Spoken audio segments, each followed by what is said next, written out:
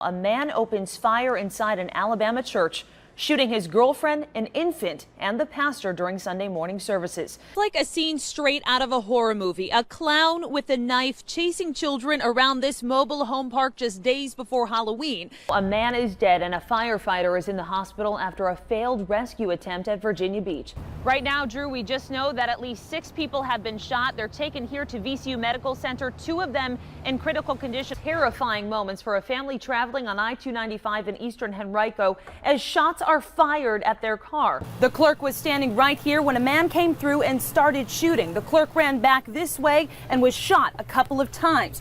You can see a bullet hole left behind. That's the scene of the state's second EF3 tornado with winds in excess of 130 miles per hour. Cyber attacks are always going on. This map from the security network Norse shows thousands happening in real time every minute across the globe. Here you go, sir. All right, thank you, ma'am.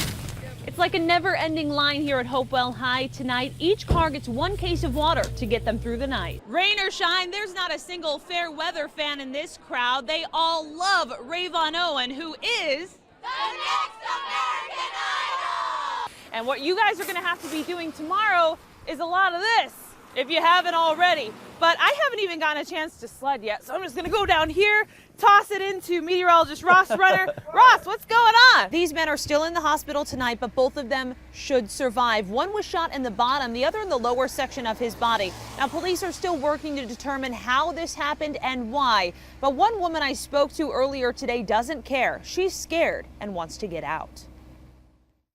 At first I thought it was firecrackers. Carol Parham quickly learned the sound she heard Tuesday afternoon wasn't fireworks. I could hear the gunshots, and like I said, all I saw was a lot of people just running. One I saw fall and hit the ground. Police say 2 men had been shot on 21st at Keswick in broad daylight, just outside King's Supermarket, not far from where Parham and her son were walking. And I was scared. This is where the shooting happened, right in the middle of 21st Street. You can see where fire crews had to wash away the aftermath of the shooting, but still with some blood left behind. Obviously, we're concerned about this event. It's something that occurred in the middle of the day in broad daylight. The neighborhood was wrapped in police tape as officers and forensics collected evidence, hoping to lead them to the suspects. I'm tired of it. It's incidents like this that has Parham ready to get out. So I looked over to my son and I said, Donnie, we got to move. We got to get from out of this area. It's not safe.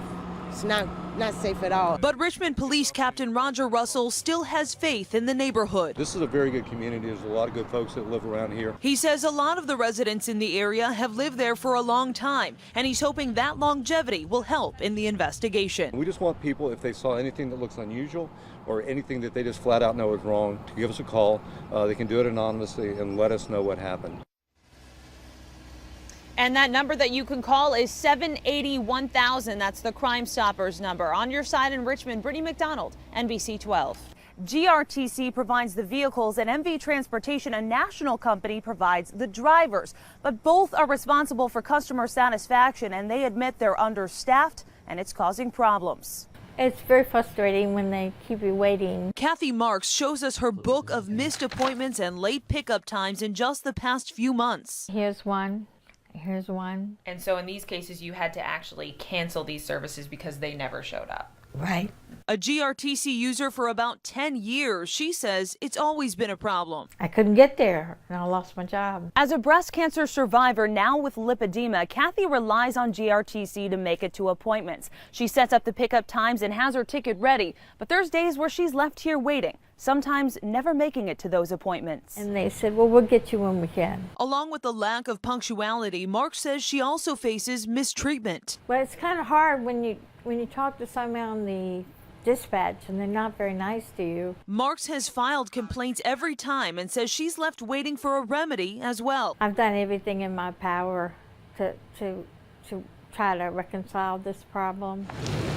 So it was time for us to step in. We brought the complaint directly to GRTC. And it's still over an hour that she was waiting. Correct. The problem isn't a lack of transportation. As you can see, there's a lot filled with vans. The real issue is a shortage of drivers. NV Transportation is required to provide 77 full-time operators and 36 part-time operators. Even with that requirement, they come up short. GRTC's Carrie Rose Pace says they're almost there, currently with 76 full-time operators, but only 21 part-time. Part of the problem is GRTC's transition into a new contractor. They've only been with NV Transportation since December, and in that transition lost several drivers. On top of that, many new prospects didn't pass background checks. But Rose Pace says they should meet and surpass the required amount of drivers within a matter of days. NV Transportation is working aggressively to both recruit, train, and hire. She says NBC12's own investigation has caused immediate action and change. Since the last update with NBC12, there has been an increase in the on-time performance. Marks is hoping that improvement makes it her way soon. They were so late, so I was like, well, cancel that one. I also spoke directly to NV Transportation over the phone this afternoon, and they say that they're working every day to get more drivers on the road. In fact, they say 25 should be ready by next week. If you'd like to be a driver, call 782-2273. On your side in Richmond, Britni McDonald, NBC12.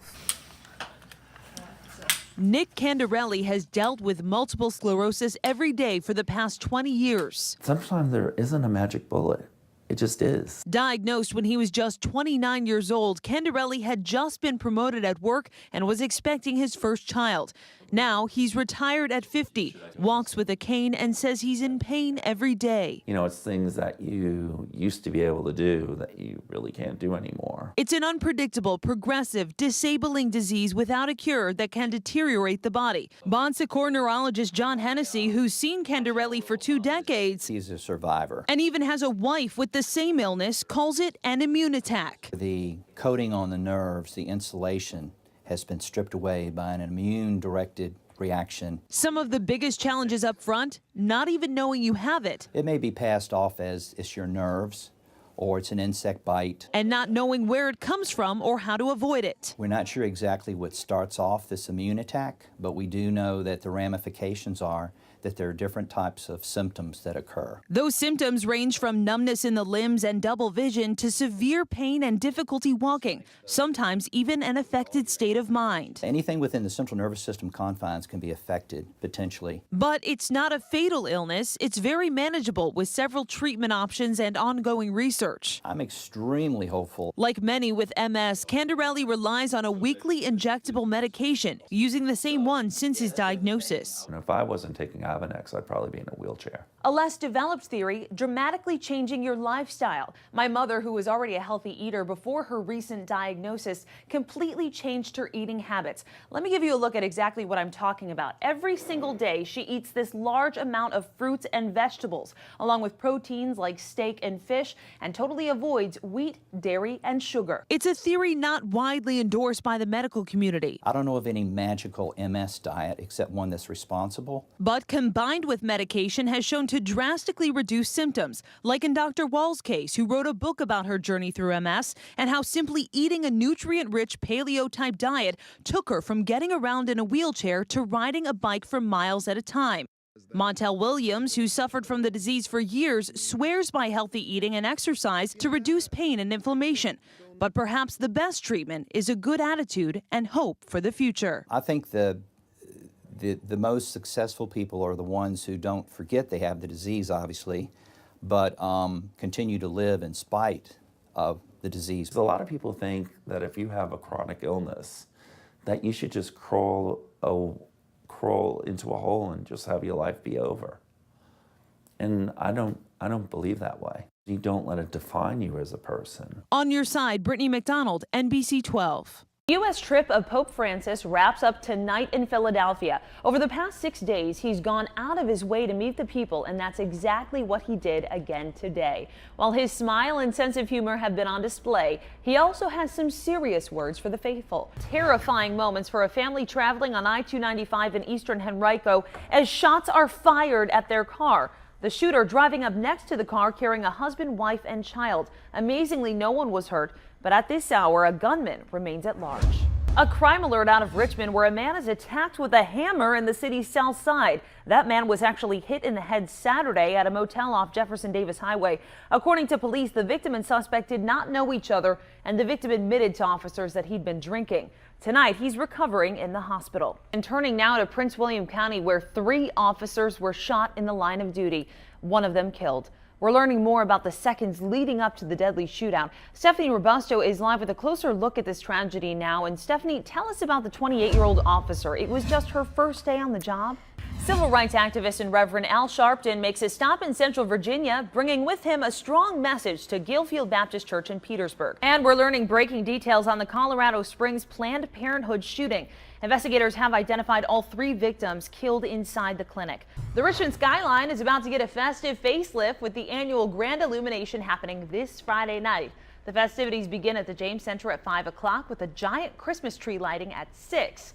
If you can't make it out, there's plenty of time to enjoy the lights. They stay on through the beginning of January. Right now, we're taking a live look at the Powerball board, and that jackpot is now at $1.3 billion. Yes! Watch out for Britni, and we're sorry that she's out there. She's still there.